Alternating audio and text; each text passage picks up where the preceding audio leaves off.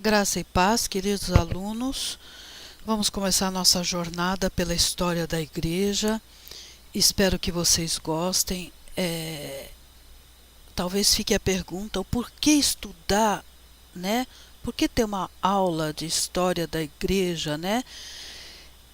Essa pergunta é válida porque há uma certa, atualmente, não sei antigamente como era, mas atualmente há um certo desprezo, não no sentido feio da palavra, mas há uma despreocupação, seria até melhor dizer assim, quanto à história da igreja entre os evangélicos.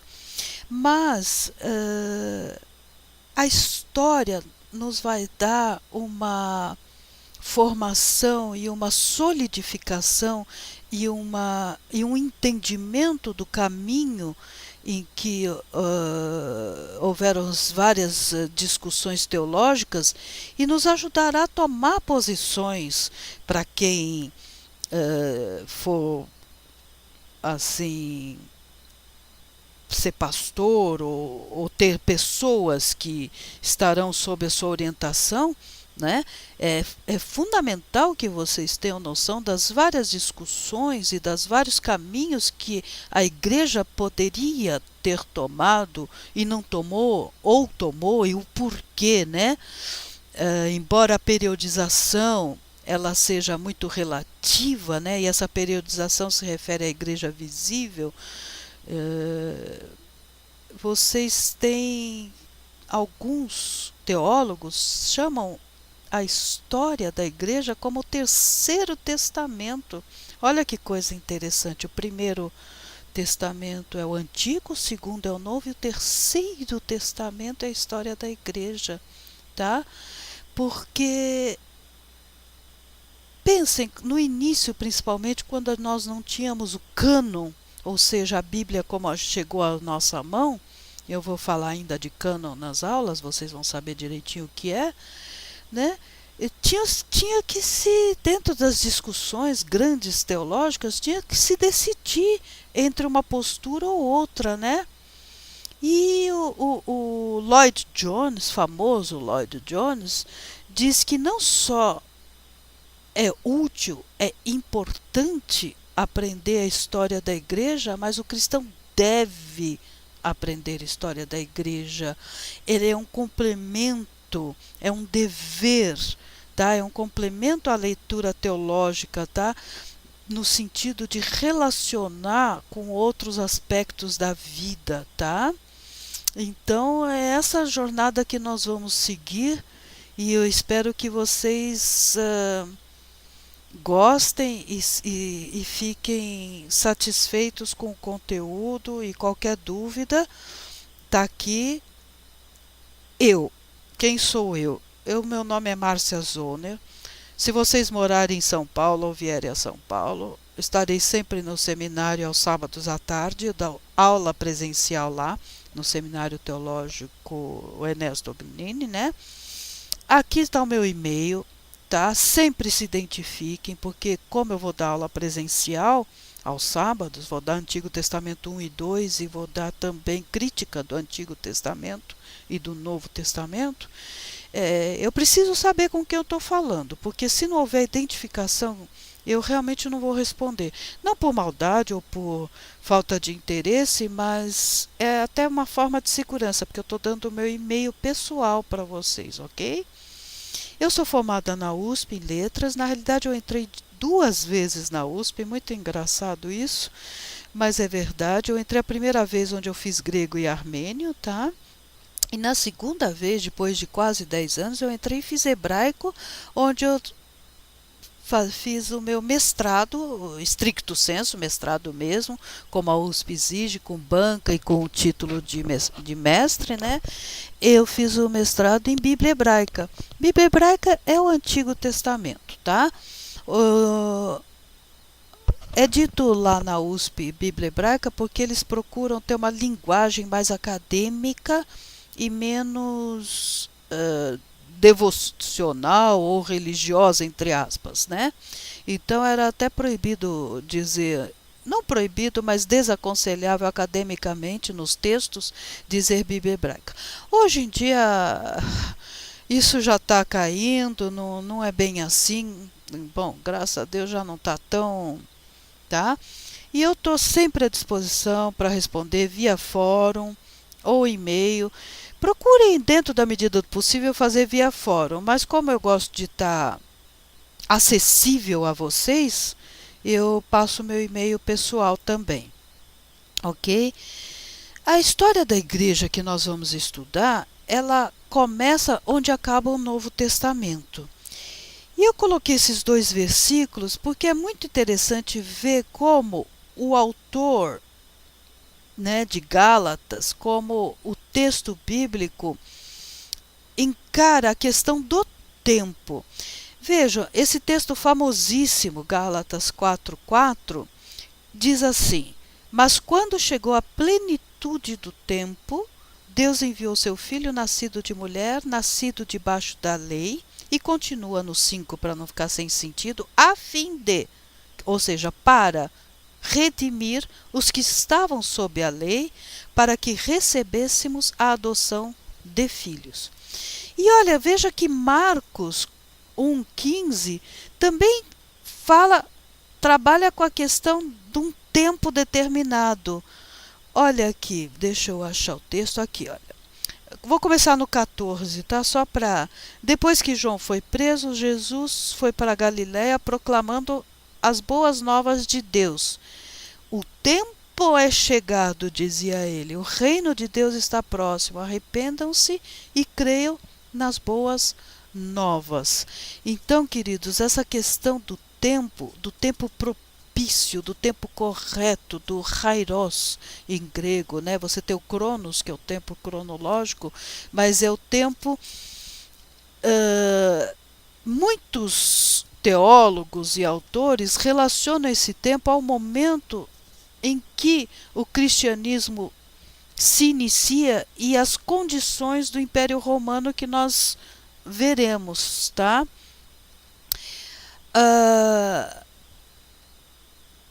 É interessante ver que durante todo o período narrado pelo Novo Testamento, né, Roma, né, começa a se consagrar como um dos maiores impérios que já existiu na história, né? Então vamos lá, vamos começar. O nascimento do cristianismo, tá? E essa questão da discussão do porquê estudar. Qual é a utilidade? E a questão da periodização. A utilidade eu já disse, a utilidade é vocês terem noção de como evoluiu todo o corpo, digamos assim, doutrinário e vocês vão dizer assim, mas está tudo na Bíblia. Tá, vou concordar com vocês. O corpo doutrinário do cristianismo está todo na Bíblia. Mas se ele fosse tão claro e absolutamente límpido, por que já a primeira grande divisão nós dividiríamos arminianos e calvinistas? Olha, são duas posições, queridos, muito diferentes. E como nós vamos chegar a isso? Não só pelos textos bíblicos, mas por um estudo profundo de como também evoluíram e quais os aspectos desse texto bíblico que cada corrente teológica aborda. Às vezes, se vocês analisarem com mais profundidade, vocês vão ver que dentro da Bíblia, se você pegar isoladamente versículos do Novo Testamento ou até mesmo do Antigo, você vai ter justificativa sim, tanto para uma postura como para outra. Então não é tão simples e não sejam tão superficiais a ponto de dizer, não, é assim. Não, vamos ver, se o outro está dizendo isso e ele tirou algum versículo da Bíblia, você pode até depois discutir, não, mas esse versículo, o contexto, tá, tudo bem, eu concordo com isso. Mas pelo menos não sejam tão simplistas. Eu quero mostrar para vocês com a história da igreja que vocês devem pelo menos se permitirem a reflexão de posições diferentes das de vocês, não para convencimento, mas para que vocês possam até refutar aquilo que vocês acreditam que não seja o adequado, para que vocês possam ter uma base dentro da teologia. Se não fosse assim, queridos, não precisaria ter seminário. Não precisariam vocês estarem aí sentados, provavelmente depois de um dia de trabalho, cansados e estudando. Se tudo fosse tão claro, límpido dentro do texto bíblico, mas o texto bíblico é um mistério. Tem várias passagens, tem várias leituras. E a história da igreja, assim como a teologia sistemática, assim como o estudo histórico, literário, deixam a gente compreender melhor, assim como eu fui estudar as línguas em que o texto é escrito, porque muitas vezes você lendo no original é uma palavra perigosa, mas vocês lendo tanto no hebraico quanto no grego, vocês vão ver que a tradução é complicada. E se vocês fizerem um artigo de fé irrefutável em cima de uma tradução, é complicado, gente. É complicado, porque a tradição pode ter aí uma... A tradição não, desculpa. A tradução pode ter aí uma... E a tradição também, né? Um erro de interpretação. Entenderam? Como vocês sabem, teve várias edições bíblicas que são, enfim, pelo menos discutíveis, né? Ok. Quanto à periodização, queridos, tem várias. A gente escolhe uma. Tem gente que divide de 500 em 500 anos, nós estamos nos anos 2000, né? Então, divide a igreja em 4 grandes períodos. Tem gente que divide em mais e menos. Enfim, nós vamos discutir isso, mas periodização é uma coisa didática. É um norte, só para vocês poderem ter, assim, didaticamente onde se situar, tá? E a questão do Império Romano é bárbaro ver como ele, durante os relatos do Novo Testamento, ele vai ter uma grande expansão, né? O imperador Otávio Augusto, né, é o primeiro imperador e ele reina, vamos dizer assim, de 63 a.C. a 14 depois de Cristo. Então veja, é bem o período do nascimento de Jesus, né? Então você tem um imperador chamado Otávio Augusto, ok? Ele organizou o império, enfim, já vou falar já. Olha aqui, uma das formas. Aqui, por exemplo, vocês estão percebendo que foi dividida em 3 grandes blocos. História da Igreja Antiga, de 5 a.C. a 590 depois de Cristo, tá? Até Gregório o Grande, tá vendo? É do nascimento de Cristo até o Papa Gregório, chamado Papa Gregório o Grande, tá? Depois a Igreja Medieval, de 590 a 1517, de Gregório I, né, aquele o Grande, até a época da Reforma, e a história da Igreja Moderna, de 1517 até os dias atuais. Vocês veem que são blocos enormes, muita água rolou. Imagina aqui nessa primeira divisão, nós temos 590 anos praticamente de história, e aqui tá o cerne de muitas das discussões teológicas. Aqui nós temos os primeiros pais da igreja. Viu? Não tenham preocupação em falar os primeiros pais, os padres, é a patrologia, porque os grandes primeiros teólogos, que nós vamos falar inclusive na segunda ou terceira aula, nós vamos já discutir alguns deles, eles são importantíssimos para formação desse corpo doutrinário que nós temos, e inclusive até para a formação do cânon, que será discutido. Eu vou explicar para vocês depois tudo isso, ok? Então aqui você tem os períodos, né?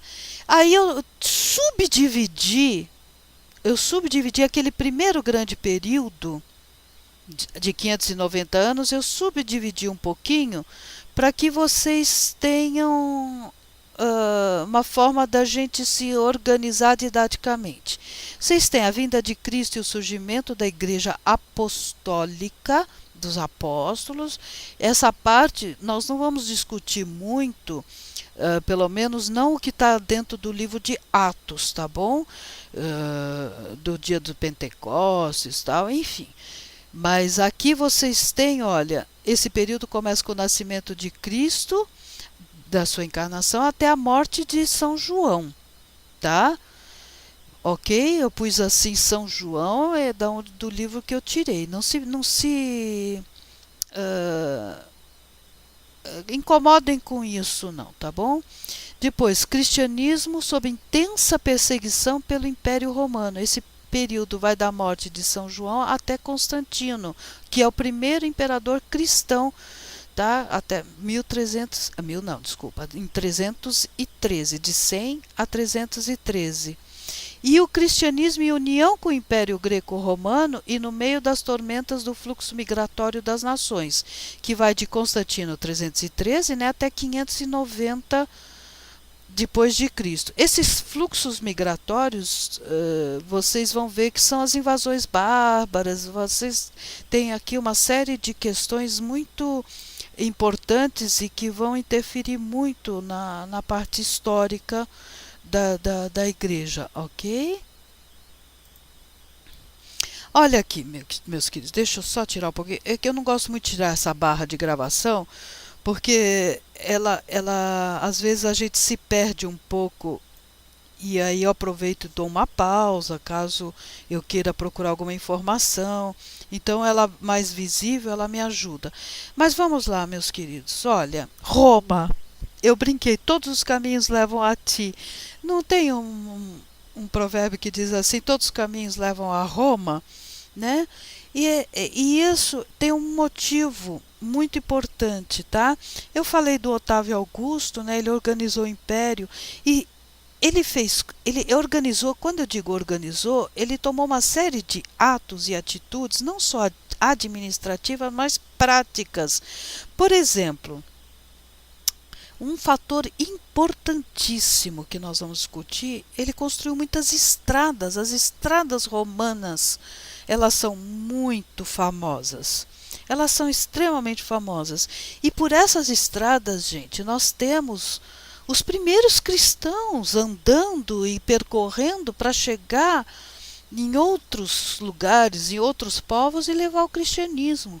Então você tem, olha a plenitude dos tempos, é chegado o tempo, como diz o antigo, o texto antigo não, o texto de Gálatas e o Marcos que nós lemos. Muitos teólogos interpretam isso como essa organização do Império Romano. É um período de muito raro na história de paz, é chamado como a Pax Romana, tá? Então, se você tem paz, se você tem uma estrutura de estradas, você vai ter também a questão do exército, que nós já vamos falar, e eu vou ler já para vocês um trechinho sobre as legiões. Você tem a paz, você tem um exército forte, você tem as estradas. Queridos, tá feito o ambiente perfeito, politicamente dizendo, nesse ponto de vista da política e da geografia, para a expansão do cristianismo, tá? Então, olha, eu quero que vocês olhem aqui no mapa, vocês têm aqui a Itália, tá vendo? E vocês têm aqui a Grécia, ó, a Grécia aqui, eu sempre brinco aqui que é uma mãozinha aberta, ó, tá vendo? E a Itália é uma bota chutando uma bola, ok? Então, queridos, quando nós falamos em cristianismo oriental e ocidental, oriental é em relação ao quê? Ao Império Romano. Então, pense aqui numa linha, a Itália na parte ocidental, Roma, vai se falar latim. E a parte oriental, Grécia, do Império, vai se falar o grego. Então, quando nós lá na frente formos falar do Império Bizantino, da Igreja Ortodoxa, né, que é oriental, dos padres também, os grandes teólogos, cristãos dos primeiros séculos, falar de oriental, não é oriental não é oriental na Índia, nem no Japão, nem na China, nem mesmo... É aqui, olha, onde hoje você tem Turquia, olha, aqui Frígia, Lícia, Galátia, tudo isso aqui hoje, toda essa parte aqui em cima, tá vendo?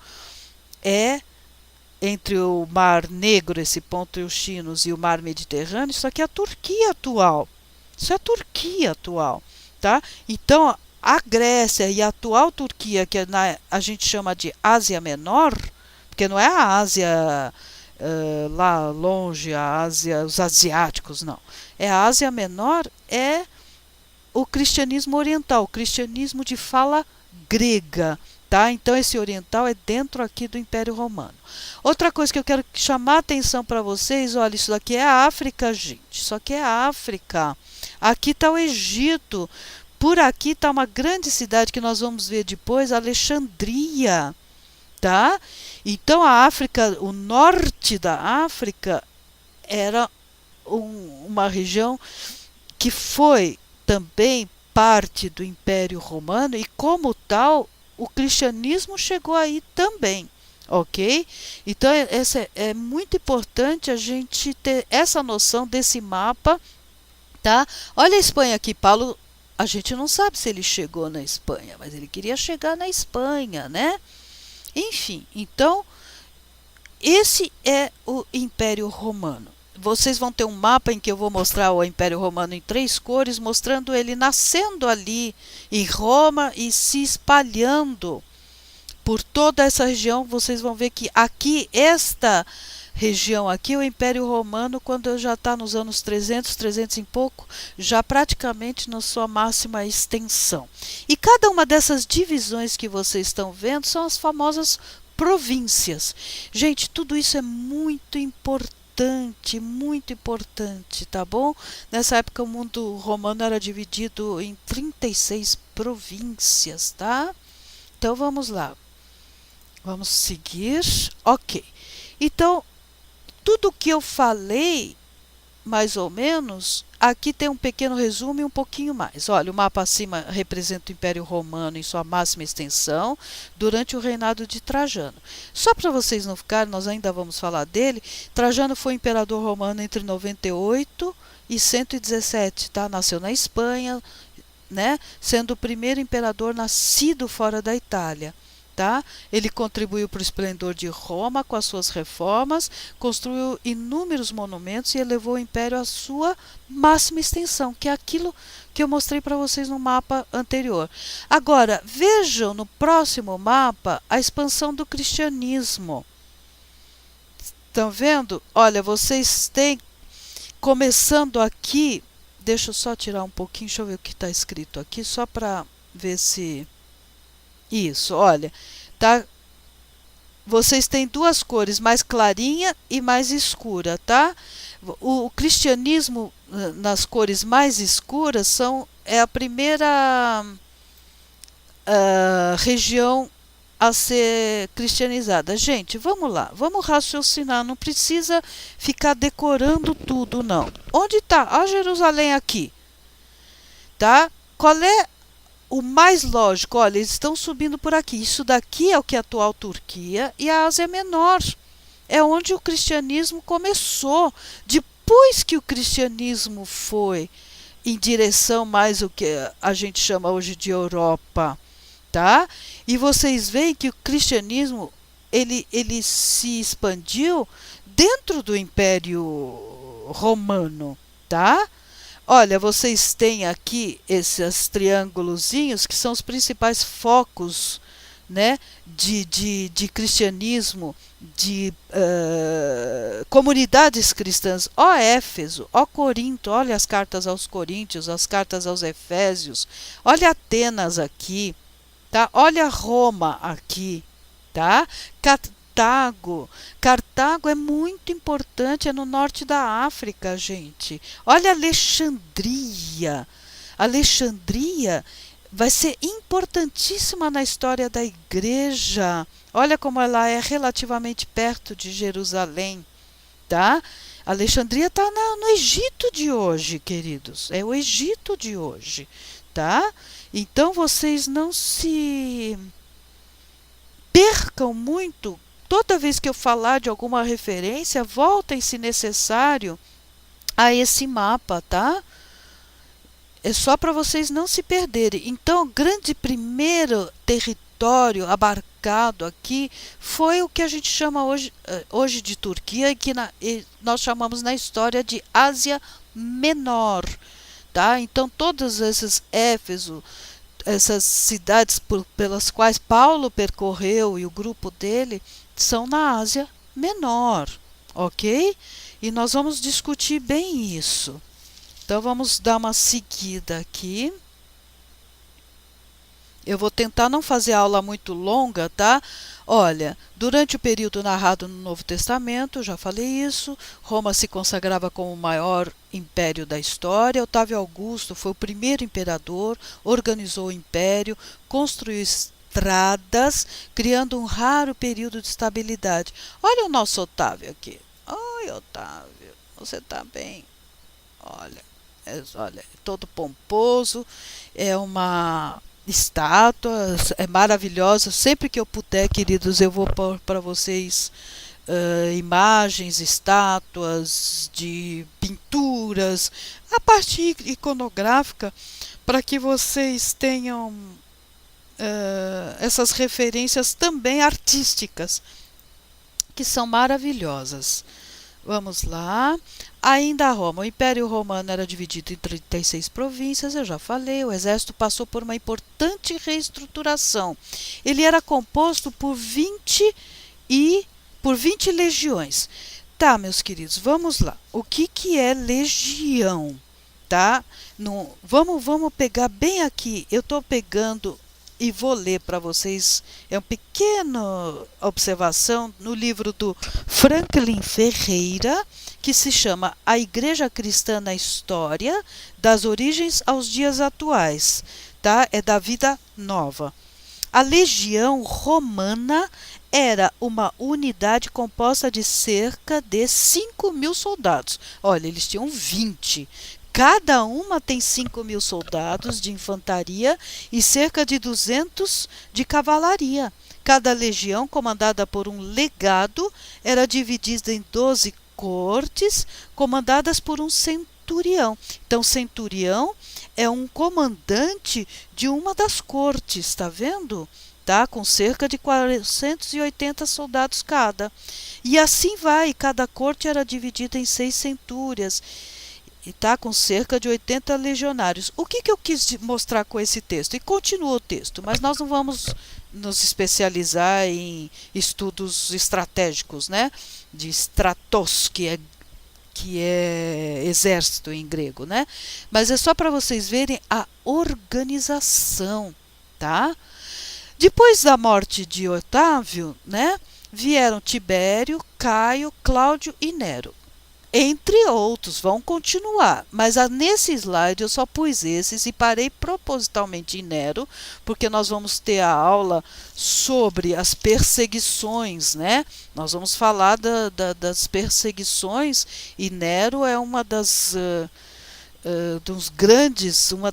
grandes perseguições, as mais sangrentas, foi sob Nero, tá bom? Ok. Queridos, o ano de 66 é um ano muito importante porque houve uma rebelião judaica na província da Judéia e o imperador Vespasiano foi enviado para esmagar a rebelião. Ele e seu filho Tito reconquistaram a região. Após longo período de cerco, aonde? Em Jerusalém, gente, tá? No ano de 70, Jerusalém foi tomada pelo exército romano e o templo foi destruído.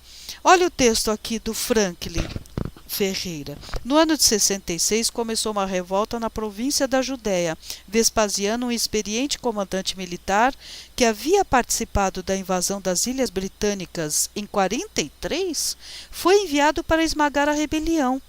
Ele reconquistou a região da Galiléia, mas sua ação foi interrompida por uma guerra civil em 69. Seu filho Tito substituiu-o, reconquistando grande parte da Judéia. Finalmente, em 70, após longo sítio, Jerusalém foi tomada e o templo destruído, tá?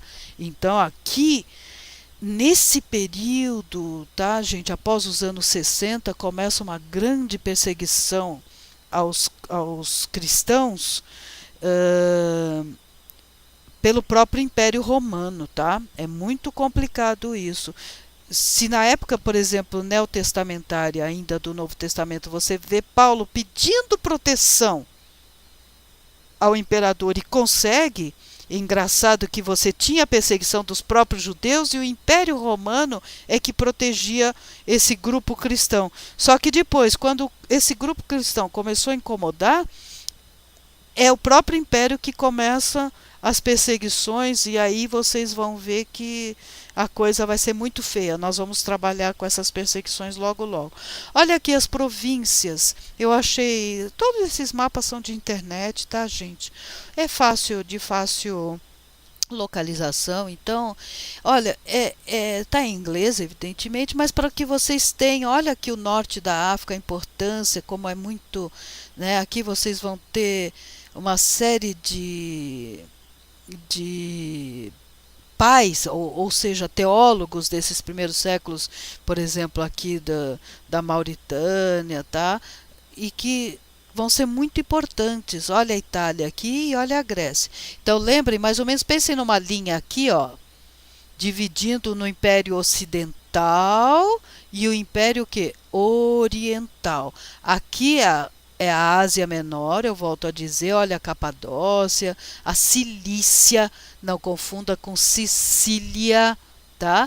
Então você tem aqui a Ásia Menor, tá?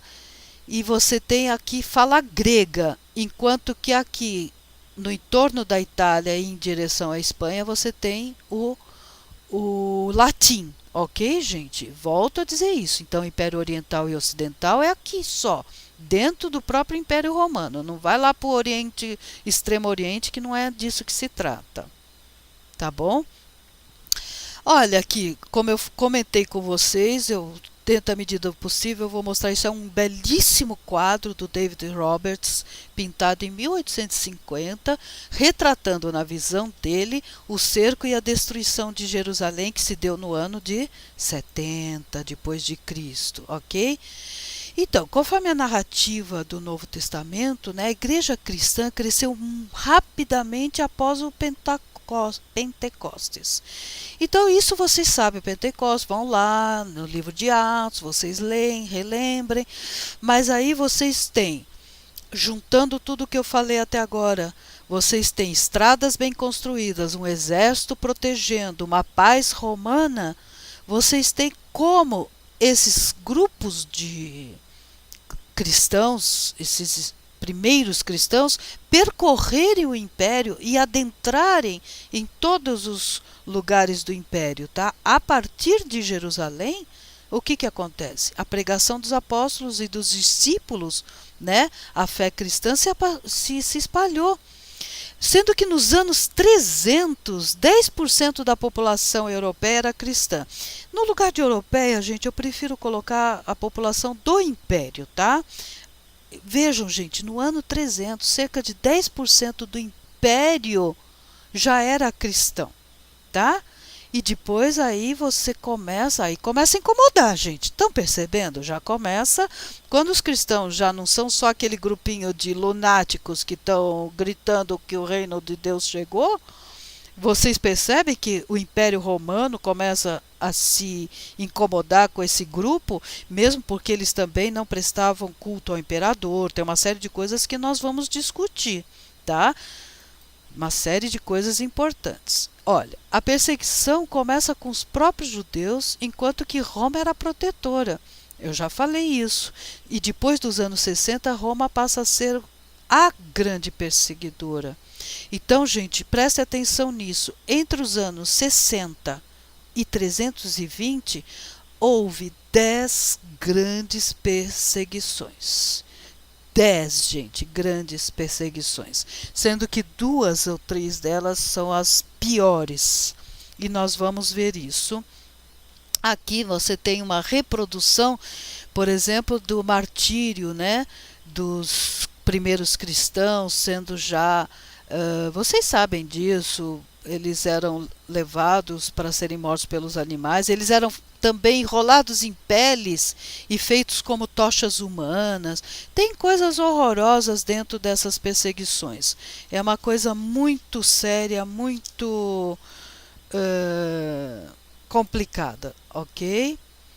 Vamos lá, gente, já está quase acabando. Essa aula, eu sou um pouco assim, eu gosto de fazer uma aula como se eu estivesse dando aula para vocês numa sala. Eu não fico lendo a minha aula para ser mais rápida, não. Eu gosto que seja como um papo que fica mais gostoso. Olha a história aqui da Perpétua e da Felicidade. Deixa eu até pegar. Esse eu vou ler para vocês. Elas são consideradas pela Igreja Católica como santas, Perpétua e Felicidade, que são mártires do segundo século. São duas moças, como vocês podem ver, que morreram em função da perseguição. As duas eram jovens, eram mães, e foram até as últimas consequências defendendo a fé que professavam. Agora eu vou ler, tá, gente? Porque senão aí a gente se perde. Numa perseguição que se desencadeou em Cartago, olha, Cartago, norte da África, foram presos nessa cidade 5 catecúmenos, entre os quais uma escrava chamada Felicidade e uma mulher ainda nova e de posição elevada chamada Perpétua. A Felicidade era escrava da Perpétua, tá? A primeira estava grávida de 8 meses e a segunda tinha uma criança de peito. Receberam o batismo enquanto estavam presas.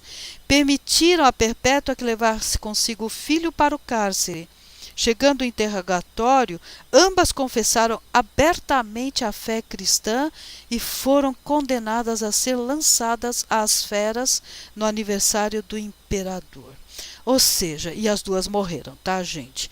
Apesar de vieram família, pediram, imploraram, apelaram para os filhos, disseram, olha, vocês têm filhos, mas ambas disseram que não teriam vida se não fossem, se renegassem a fé delas, tá?